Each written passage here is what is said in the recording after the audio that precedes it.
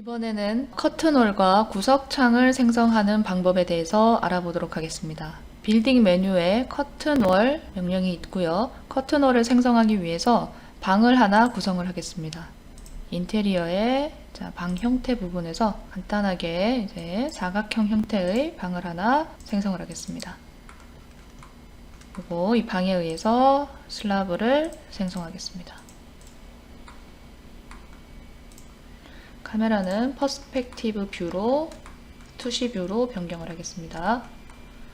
자, 커튼월 눌러보면은 커튼월 자체의 명령은 여러 가지가 있습니다. 벽이 생성돼 있을 때, 벽의 일부분을 커튼월로 변경하기가 있고, 그냥 커튼월이 있습니다.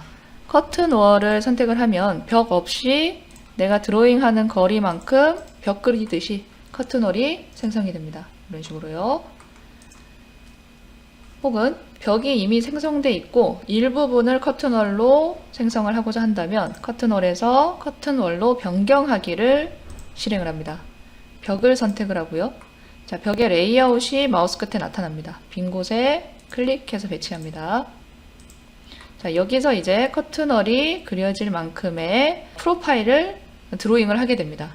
자, 전체적으로 다 할 게 아니라 일부분만 할 거기 때문에 자, 프롬 포인트, 자, 참조. 여기서부터 나는 500만큼 띄워서 시작점을 찍겠다. 그리고 끝까지 해볼까요? 자, 그리고 여기서도 500만큼 프롬 포인트 참조를 사용을 하고요. 500 엔터합니다. 그리고 패선을 생성하게 되면 자, 미리 보기 창에 유리벽 속성이 나오고 자, 미리 보기에 이런 식으로 생성이 된 것을 볼 수가 있습니다. 확인하면은 이렇게 화면상에서도 생성이 됩니다. 자, 이렇게 할 수도 있고, 자, 벽 전체를 벽 아예 그냥 남기지 않고 모든 벽 전체를 커튼홀로 변경을 하기 위해서는 이렇게 생각할 수 있겠죠.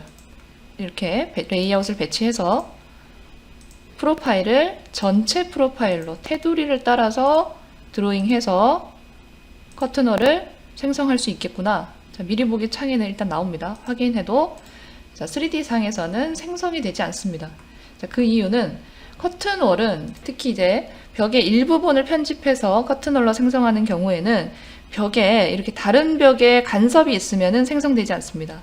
또한 같은 맥락인데 자, 벽에 어떤 삽입된 기둥이 있는 경우 있죠. 기둥을 자, 좀 다른 형태로 선택을 해볼까요? 기둥이 이렇게 벽 사이에 있는 경우 커튼홀로 변경하기 눌러도 자, 레이아웃은 나오겠죠. 여기에 전체를 따라 그려보면은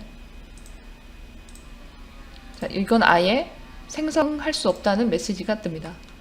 이런 식으로 다른 어떤 요소에 의해서 벽에 간섭이 있는 경우에는 커튼홀로 변경하기, 그러니까 부분 커튼홀이죠. 이거는요. 요 명령이 이제 진행이 되지 않습니다. 자, 그러면은 이런 경우는 어떻게 드로잉을 진행을 해야 되느냐? 자, 예를 들어서 지금 이 벽을 선택을 해보면 커튼홀 생성이 될 부분에 이 모서리가 이 벽과 만나고 있어요. 그렇죠? 그러니까 요만큼의 부분은 이 벽만의 것은 아니죠. 이 벽의 두께이기도 합니다. 자, 그러면은 길이 변경해서 이만큼 이 벽 자체의 길이를 이렇게 해줄 수 있긴 합니다. 하지만 이렇게 되면은 이제 도면상에서 이게 분리가 돼버리면은 이게 서로 재료 분리라는 그런 오해가 있을 수 있기 때문에 자, 되돌리기 했습니다.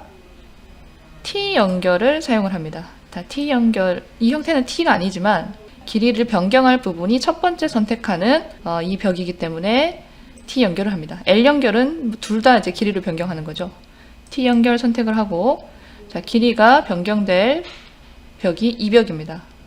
그리고 기준되는 벽이 이 벽입니다. 이 벽의 요 끝선에 의해서 변경이 됩니다. 자, 그리고 벽을 선택을 하면 연결이 돼 있는 상태지만 요 끝점이 여기 안쪽에 이렇게 위치해 있는 것을 볼 수가 있습니다. 이렇게 되면 커튼홀로 변경하기 했을 때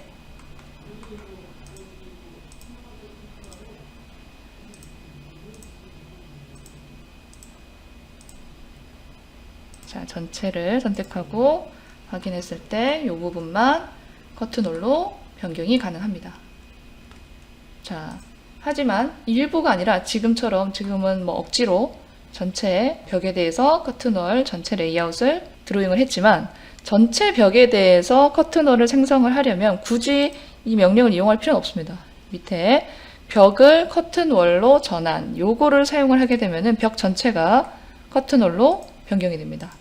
이런 식으로 전체에 대해서 커튼월을 변경을 할 것 같으면 이 명령을 사용하는 게 합리적이겠죠. 자, 커튼월에서 오른쪽 마우스 버튼 눌러서 자, 유리벽이라고 나옵니다. 속성 들어가 보면 자, 미리 보기 창에 커튼월 생성될 때 나왔던 그 창이 다시 나타납니다. 자, 여기서 기본 기하학에 보면 자, 여기서 이제 수평 유리수, 수직 유리수를 변경을 해줄 수가 있고요. 미리 보기 상에서 세로 그리기 눌러서 이제 확인을 할 수가 있습니다. 두께 분할자가 있습니다. 두께 분할자는 요 내부에 이제 분할되는 요 칸막이를 말하고요. 20으로 변경해 볼까요? 요 두께를 말합니다. 칸막이의 두께는 뭐 50으로 변경을 해 볼까요? 네, 요 깊이 방향의 요 두께를 말하죠. 그리고 재질을 변경을 할 수가 있습니다.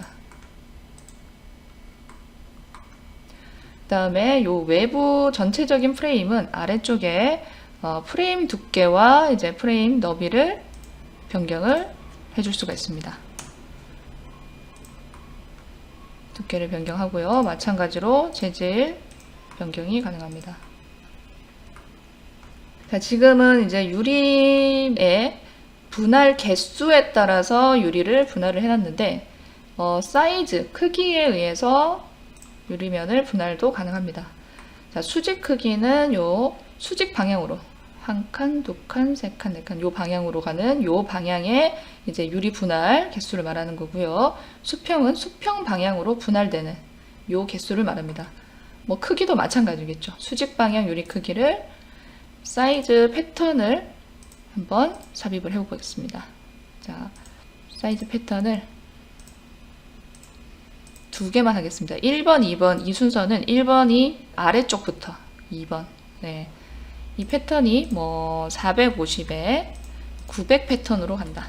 그러면은 이제 450, 900. 그 다음은 어떻게 되냐면 또다시 반복이 되는 패턴이잖아요. 그죠? 450, 900, 450, 900. 요 패턴으로 유리 분할이 반복이 되게 됩니다. 확인해 보겠습니다. 자, 그러면은 이런 식으로 나타납니다. 450, 900, 450, 900.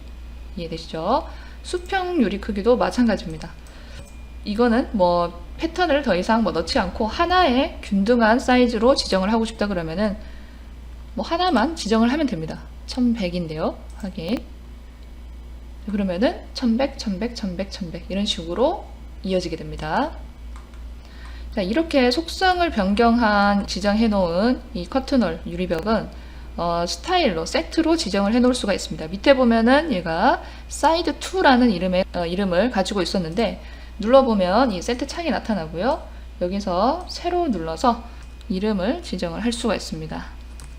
자, my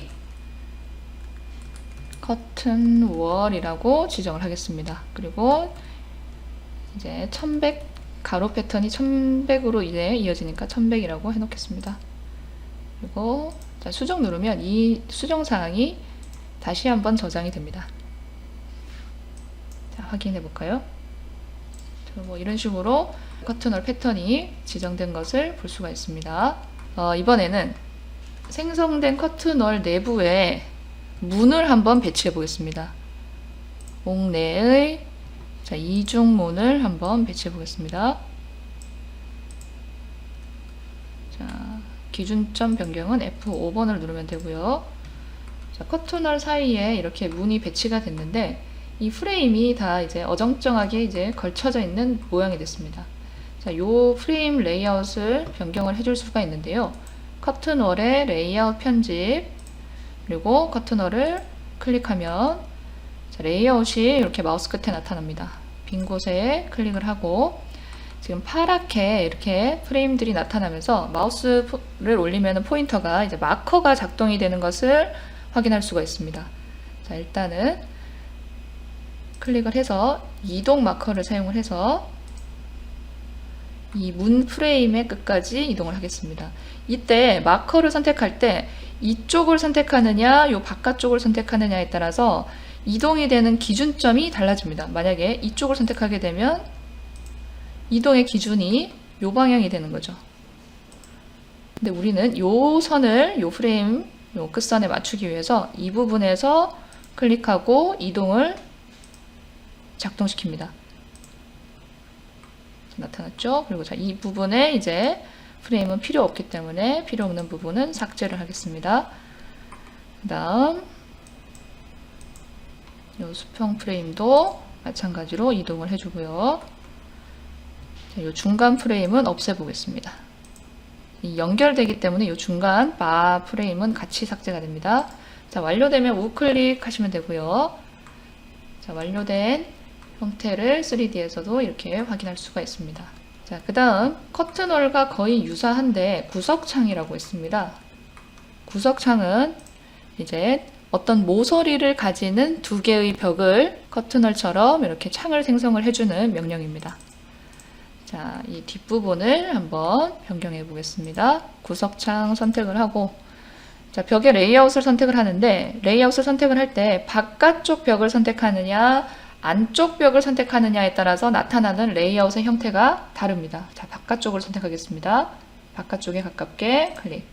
자, 그리고 레이아웃 나타난 모습을 보면, 자, 밖에서 본, 이렇게 관찰자가 여기 있고, 밖에서 본 형태의 레이아웃 방향이 결정이 됩니다.